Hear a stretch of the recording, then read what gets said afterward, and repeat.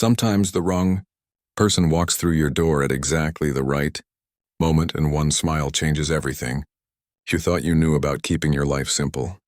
Ryan had been living in that apartment for exactly 3 months and 2 weeks when everything changed. He remembered the exact timing because he'd marked it on his calendar, the day his roommate told him his sister would be staying with them for a while. At the time, Ryan just shrugged and said it was fine. He was too busy drowning in his graduate studies to care much about anything else. The apartment wasn't fancy. It was one of those typical city rentals with thin walls, creaky floors, and a kitchen that had seen better days. But it was home. Ryan's room was his personal fortress, a complete mess that somehow made perfect sense to him. Books were stacked in towers that defied gravity. His desk was covered in coffee rings, sticky notes with half-finished thoughts, and printed research papers covered in his messy handwriting. That particular Tuesday started like any other. Ryan woke up late, skipped breakfast, and went straight to his desk.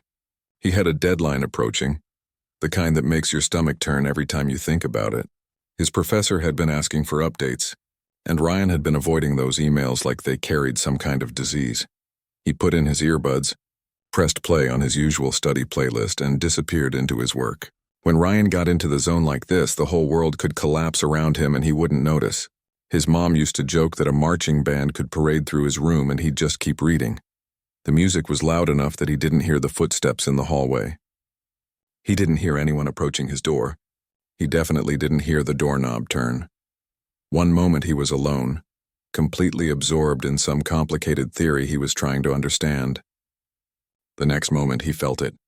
You know that feeling when someone's watching you? That weird sixth sense that makes the hair on your neck stand up? That's what pulled him out of his concentration. Ryan turned around in his chair, and there she was. A girl stood frozen in his doorway, one hand still gripping the doorknob, her other hand halfway raised like she'd been about to wave or maybe knock. But it was too late for that now. She had long, dark hair pulled back in a messy ponytail, wearing an oversized university sweatshirt and jeans. For a split second, they just stared at each other. Ryan pulled out his earbuds, his brain trying to catch up with what was happening. This had to be Lisa, his roommate Alex's younger sister. Alex had mentioned she was coming to stay while she looked for her own place. Something about a recent breakup and needing to get out of her old neighborhood. But Alex hadn't mentioned how she looked. Or more specifically, he hadn't mentioned the way she would look at Ryan in this exact moment. Lisa's eyes went wide when she realized she'd just barged into a stranger's room. Ryan could see the embarrassment starting to color her cheeks. He expected her to stammer out an apology, maybe back out quickly and close the door. That's what any normal person would do, right? Instead, something completely different happened. Her expression shifted. The embarrassment melted away, replaced by something Ryan couldn't quite identify. Her lips curved into this smile, this incredibly confident smile that seemed to say she knew exactly what she was doing, even though she clearly didn't. It wasn't a polite smile. It wasn't even really an apologetic smile. It was the kind of smile that creates a whole conversation without a single word being spoken. Her eyes stayed locked on his, and in that moment, Ryan felt like she could see right through him. Through the messy room, through the stressed-out graduate student exterior, straight to something deeper. His heart started beating faster, and he had no idea why. This was just his roommate's sister. This was just an awkward moment that would pass. But it didn't feel like just anything. Time did this weird thing where it seemed to stretch out. Later, Ryan would try to figure out how long they actually stood there looking at each other. It couldn't have been more than a few seconds, but it felt like minutes, like hours. Like one of those movie moments where everything slows down and the background fades away. Finally, Lisa spoke. Her voice was lighter than he expected, with this hint of amusement dancing in it. "You must be Ryan," she said, still holding that smile. "I'm Lisa, Alex's sister. I was looking for him." Ryan found his voice, though it came out a bit rougher than usual.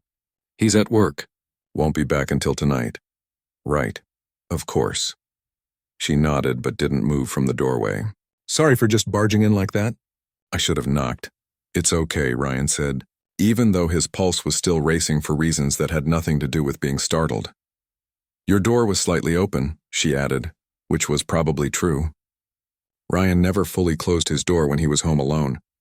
"I thought the room was empty." There was a pause, and Ryan knew this was the moment where she should say goodbye and leave, where this strange little interaction should end and they'd both go back to their separate worlds, but neither of them moved. "What are you working on?" Lisa asked, nodding toward his cluttered desk. "Looks intense." Ryan glanced back at his computer screen at the chaos of his research. "Graduate thesis stuff. It's pretty boring unless you're into educational psychology." "Try me," she said, and to Ryan's surprise, she actually stepped into his room, not far, just enough to lean against the doorframe more comfortably. "I've got time," and just like that they started talking. Ryan heard himself explaining his research. Something about how students learn differently based on their environmental factors. He usually hated talking about his work because people's eyes would glaze over after about 30 seconds. But Lisa actually listened. She asked questions. Good questions that showed she was genuinely interested. As they talked, Ryan noticed little things about her. The way she tucked a loose strand of hair behind her ear when she was thinking. How her smile would shift between playful and sincere. The fact that she had this incredibly expressive face that showed exactly what she was feeling. 15 minutes passed like nothing. Then 20. They'd somehow moved from his research to talking about why Lisa was in town, what she was looking for in an apartment. How strange it felt to start over in your mid-20s. "I should let you get back to work," Lisa finally said, though she didn't sound like she really wanted to leave. "You've got a deadline, right?" "Yeah, but it's fine," Ryan replied, and he meant it. The deadline that had been stressing him out all morning suddenly didn't seem so urgent. Lisa pushed off from the doorframe, that knowing smile returning to her face. "Well, I guess I'll see you around then. We're going to be living in the same apartment for a while." "Yeah. See you around." She turned to leave, got 2 steps into the hallway, then looked back over her shoulder. "Hey, Ryan, yeah? Next time I'll knock, promise." Then she was gone and Ryan was alone in his room again. But everything felt different now. The air felt different. His cluttered desk and stacked books looked the same.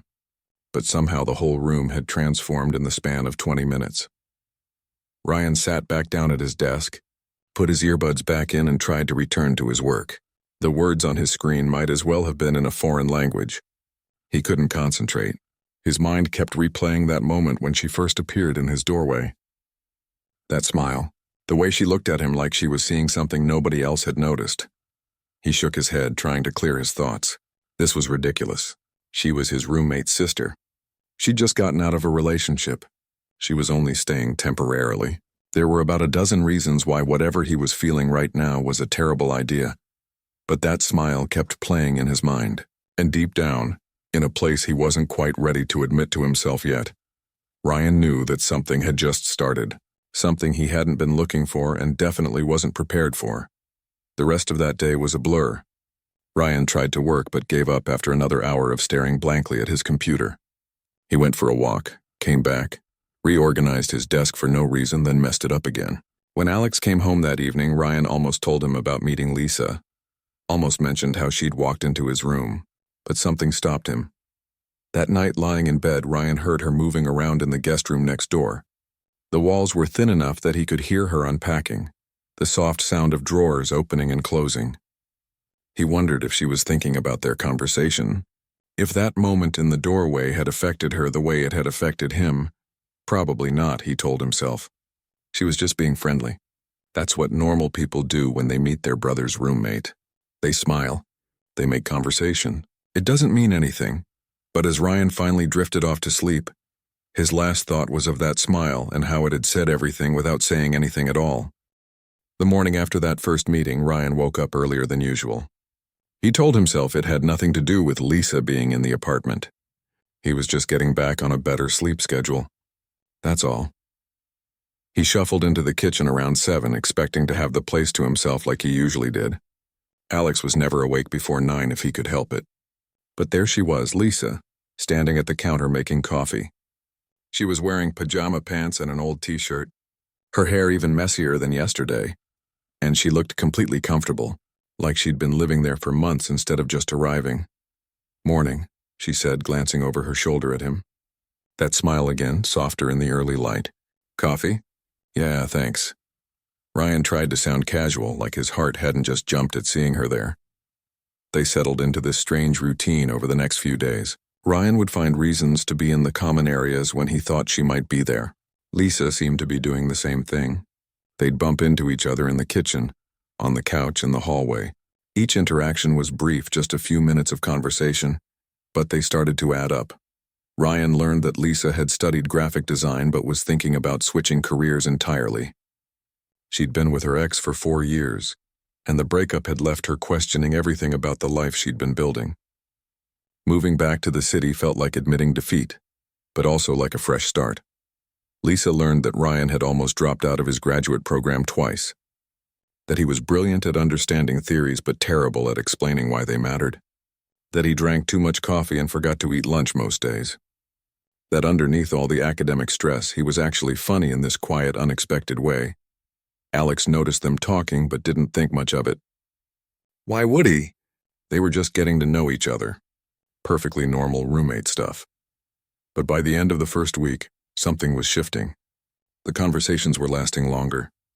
The glances were holding a beat too long to be casual. When the three of them watched movies together, Ryan became hyper-aware of where Lisa was sitting, whether she was close enough that their arms might accidentally touch. One night, about 10 days after she'd moved in, Alex went to bed early. He had an early meeting the next morning and wanted to be sharp. Lisa and Ryan were left alone in the living room, the TV playing some show neither of them was really watching. "Can I ask you something?" Lisa said suddenly, turning to face him on the couch. "Sure. Why are you still in grad school if you've almost quit twice?" Ryan wasn't expecting that. Most people asked about his research or when he'd graduate, save questions with prepared answers. This was different, honestly. "I don't know anymore," he admitted. "I started because I thought I could make a difference. Change how we think about education. But now I'm just buried in data and deadlines and I can't remember why any of it matters." Lisa nodded slowly, like she understood completely. "That's how I felt about design. I was good at it, everyone said so, but I was doing it because it was the path I'd chosen when I was 20, not because I still wanted it." "So what do you want now?" She laughed, but it wasn't a happy sound. "That's the scary part. I have no idea. I'm 26 years old, single, unemployed, living in my brother's spare room. I should have my life figured out by now." "Says who?" Ryan asked. "Who decided 26 is the age when everything has to make sense? Society? Instagram? Every successful person I went to college with? Those people are probably just as lost as you are. They're just better at hiding it." Lisa looked at him for a long moment and Ryan saw something shift in her expression. Gratitude maybe, or recognition, like he'd just said something she'd needed to hear. "You're easy to talk to," she said quietly. "Has anyone ever told you that?" "Actually, no. Most people think I'm too quiet. You're not quiet. You're thoughtful." "There's a difference." The air between them felt charged, like right before a thunderstorm. Ryan knew he should change the subject, suggest they call it a night, maintain some kind of boundary. But he didn't want to. "Can I tell you something weird?" Lisa asked. "Weird is kind of my specialty." She smiled at that. "When I walked into your room that first day, I knew." "Knew what?" "That you were going to matter." "I can't explain it. I just looked at you and felt like something important was starting." Ryan's mouth went dry. He should laugh this off, make a joke, keep things light. Instead, he heard himself say, "I felt it too." The confession hung in the air between them. Lisa's eyes widened slightly and Ryan could see her processing this, deciding what to do with this information they'd both just admitted. "This is probably a bad idea," she whispered. "Probably. My brother would lose his mind. Yeah, I literally just got out of a relationship. I know. And you're stressed enough without adding complicated to your life." True. But neither of them moved away. If anything, the space between them on the couch seemed to be shrinking, though Ryan couldn't tell if he was leaning in or if she was or if they both were. Lisa bit her lip, and Ryan found himself staring at her mouth, wondering what would happen if he just closed that distance, wondering if she was thinking the same thing. Then they heard it. Alex's bedroom door opening, footsteps heading toward the bathroom. They both jumped apart like they'd been shocked, the spell broken, reality crashing back. Alex appeared in the hallway, barely awake, didn't even glance their way as he shuffled past. When the bathroom door closed, Lisa and Ryan looked at each other and burst out laughing. Quiet, slightly hysterical laughter at how close they'd just come to crossing a line they couldn't uncross. I should go to bed, Lisa said, standing up quickly. Yeah, me too. But as she walked past him, her hand briefly touched his shoulder, just for a second, barely a touch at all. But it sent electricity through his entire body. Good night, Ryan. Night, Lisa. Ryan sat there on the couch for a long time after she left, trying to make sense of what was happening. 2 weeks ago, his life was simple. Stressful, but simple. Now there was this girl sleeping in the room next to his, and every time she smiled at him, his carefully organized world tilted sideways. The next morning, things were different. Not obviously, not in any way Alex would notice, but Ryan felt it. The awareness between him and Lisa had intensified. Every glance felt loaded with meaning. Every casual comment seemed to carry double weight. They started finding excuses to be alone together. Lisa would ask Ryan to show her good coffee shops in the neighborhood, and they'd spend hours walking around talking about everything and nothing. Ryan would offer to help her look at apartment listings online, even though he secretly hoped she wouldn't find anything too quickly. Alex remained oblivious, wrapped up in his own job stress and social life. And maybe that made it easier for Ryan and Lisa to pretend this was normal. That roommates hung out, that his sister and his friend were just becoming friends too. But late at night, when Ryan couldn't sleep, he'd hear Lisa moving around next door and know she was awake too. He'd wonder if she was thinking about him, if she was fighting the same battle he was, trying to convince herself that this attraction was just proximity and timing and loneliness. 3 weeks in, and Ryan had to admit the truth to himself. This wasn't going away. Whatever was building between them wasn't some passing thing he could ignore until Lisa found her own place and moved out. This was real. This was terrifying. And this was absolutely going to complicate everything. The 4th week brought a shift neither of them had planned for. Alex announced on Wednesday evening that he'd be gone for the weekend, heading out of town for some work conference. He'd be leaving Friday morning and wouldn't be back until Sunday night. Ryan tried not to react to this news, tried to act like it didn't matter that he and Lisa would have the entire apartment to themselves for 2.5 days. But when he caught her eye across the table during dinner, he knew she was thinking the same thing he was. Friday afternoon arrived too quickly and not quickly enough. Ryan heard Alex packing, checking his bag twice, giving Lisa instructions about emergency contacts and where he kept the spare apartment keys. Like she was 12 instead of 26. You two behave while I'm gone, Alex joked as he headed out the door. He had no idea how loaded that statement was. The apartment felt different the moment the door closed behind him. Bigger somehow, quieter, full of possibility and danger in equal measure. Ryan retreated to his room, telling himself he'd use this weekend to actually catch up on work. He had chapters to read, data to analyze, emails to send. He lasted about 45 minutes before his concentration completely fell apart. There was a knock on his door. Soft, hesitant.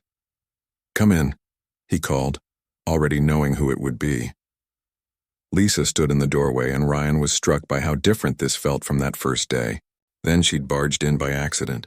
Now she was asking permission, respecting his space, but the intention was entirely different. "Hey," she said. "I'm ordering food. You hungry?" "Yeah, actually. Chinese, okay?" "Perfect." She should have left then to place the order. Instead, she lingered, playing with the door frame. It feels weird with Alex gone, doesn't it? Yeah, weird.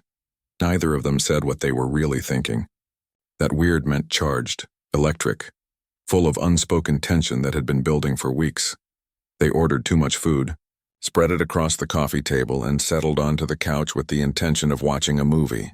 Ryan couldn't have told you 5 minutes later what movie they'd picked. His entire awareness was focused on the fact that Lisa was sitting closer than she needed to, close enough that he could smell her shampoo, something floral and clean. Halfway through the movie, her shoulder pressed against his. It could have been accidental. Probably was accidental, but neither of them moved away. "Can I tell you something?" Lisa said, her voice quiet enough that Ryan had to lean in to hear her. "Always. I'm scared," she admitted, "of whatever this is between us. Of what it means. Of what happens if we act on it." Ryan's heart was pounding so hard he was sure she could hear it. "I'm scared too. But you feel it, right? I'm not making this up." He turned to look at her properly, and found her face inches from his. Her eyes were searching his, looking for honesty, for confirmation, for permission. You're not making it up, Ryan said. I felt it since that first day. When I walked in without knocking. When you smiled at me like you knew all my secrets. Lisa laughed softly. I was so embarrassed. I covered it up with confidence. But inside I was freaking out. You hit it well. Years of practice pretending I know what I'm doing. They were so close now that Ryan could count her eyelashes if he wanted to. Could see the tiny flecks of gold in her brown eyes. Could feel her breath on his face. This is the part where one of us should be smart, Lisa whispered. Where we remember all the reasons this is complicated. Your brother? Ryan said. Your roommate? She added. My graduate program stress. My recent breakup. The fact that you're living here, temporarily. All the ways this could go wrong. They listed the obstacles like a ritual. Like naming them would give them the power to stop what was about to happen. But with each reason they gave, they were leaning closer. Drawn together by something stronger than logic. We're terrible at being smart, Lisa said, and then she closed the distance. The kiss was soft at first, tentative, both of them testing whether this was really happening. But then Ryan's hand found the back of her neck, and Lisa made this small sound in the back of her throat, and suddenly tentative became desperate. It was like weeks of tension released all at once. Every look they'd shared, every almost touch, every late-night conversation had been building to this moment. Ryan felt like he was falling and flying at the same time. When they finally pulled apart, both breathing hard, Lisa's eyes were wide. Okay, she said. Okay, that was... Yeah, we should probably talk about this. Probably. But instead of talking, they kissed again. And again. The movie played on, unwatched and forgotten. The food got cold on the table. Time did that weird stretching thing again, where minutes felt like hours and hours felt like seconds. Eventually, they did talk. Curled up on the couch, Lisa's head on Ryan's shoulder, they tried to figure out what they were doing. I don't want this to be a secret, Lisa said. I hate the idea of sneaking around lying to Alex. Me too. But if we tell him now, he'll lose his mind. He'll think I took advantage of the situation, that I went after his sister while she was vulnerable. Lisa sat up, looking at him seriously. Did you? Take advantage? No, God, no. Lisa, if you want to stop this right now, we stop. No questions, no pressure. She studied his face for a long moment, and Ryan let her see everything. His fear, his hope, his complete sincerity. I don't want to stop, she finally said. But I don't know how to do this in a way that doesn't hurt Alex. Maybe there isn't a way. Maybe we have to choose between this and keeping things simple with your brother. That's not fair. I know, but it might be the reality. They sat in silence for a while, the weight of the decision pressing down on them. Ryan knew what he wanted. He wanted to see where this could go, to explore this connection that felt more real than anything he'd experienced in years. But he also valued his friendship with Alex, valued the home they'd built together. What if we give it some time? Lisa suggested. See if this is real or just proximity and timing. If it's still this strong when I move out, when we have some distance, then we know it's worth fighting for. It was logical, sensible. Everything Ryan's rational mind agreed with. But his heart rebelled against the idea of pretending this hadn't happened. And until then, he asked.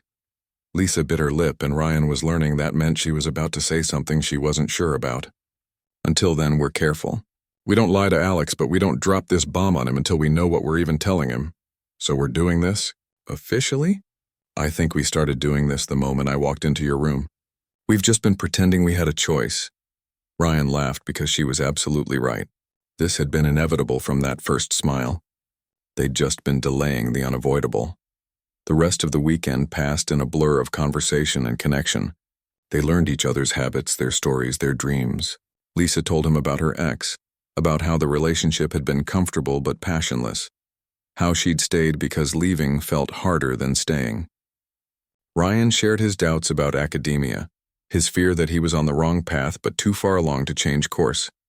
They kissed a lot. On the couch in the kitchen while making midnight snacks, standing in the hallway between their rooms. Each kiss felt like a revelation, like they were discovering something new about each other and themselves. But Sunday evening arrived, and with it came reality.